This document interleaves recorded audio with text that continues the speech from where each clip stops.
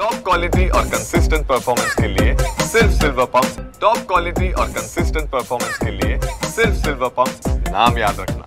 मध्य आणि पश्चिम रेल्वे महामार्गावरील परळ आणि प्रभादेवीला जोडणारा 125 वर्ष जुना ब्रिटिशकालीन एल्फिस्टन ब्रिज उद्यापासून बंद होणार आहे। उद्यापासून रात्री 9 वाजल्यापासून एल्फिस्टन ब्रिज हे नागरिकांसाठी आहे ते बंद होणार आहे। MMRDAने एल्फिस्टन ब्रिजची पुनर्बांधणीचं काम घेतलेलं आहे। साधारण 2 वर्षाचा कालावधी याच्यासाठी लागणार आहे। स्थानिकांचा विरोध होता या पुनर्बांधणीसाठी, मात्र हरकती मागून महापालिकेने जी आहे ती कारवाई करायला सुरुवात केलेली आहे। उद्यापासून एल्फिस्टन ब्रिज आहे ते नागरिकांसाठी बंद असणार आहे।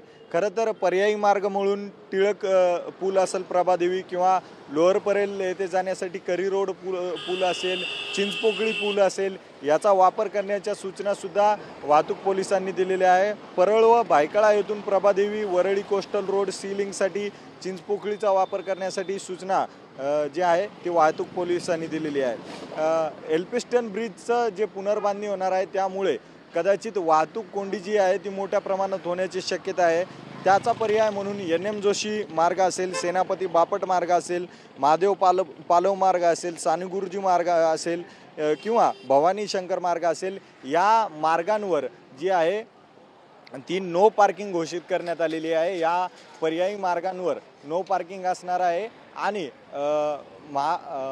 महापालिका असेल आणि वाहतूक पोलिसांनी असेल पर्यायी मार्गाची जी आहे ती व्यवस्था केलेली आहे। एल्फिस्टन ब्रिज हा साधारण 125 वर्ष जुना मुंबईतील सर्वात जुन्या ब्रिजपैकी एक आहे, ज्यावरून मध्य आणि पश्चिमवरची जी वाहतूक आहे ती मुख्यतः याच ब्रिजवरून होत असते। मात्र साधारण 2 वर्ष एल्फिस्टन ब्रिज हे पुनर्बांधणीसाठी बंद होणार आहे अशी सूचना जी आहे ती महापालिकेने केलेली आहे आणि वाहतूक पोलीस पर्यायी मार्गासाठी NM जोशी मार्ग असेल किंवा सेनापती बापट मार्ग असेल, सोबतच इतर पूल करी रोड पूल असेल, चिंचपोकळी पूल असेल, याचा वापर करण्याच्या सूचना दिलेल्या आहेत। कॅमेरा पर्सन सुभाष सोबत मी अजय, TV9 मराठी, मुंबई।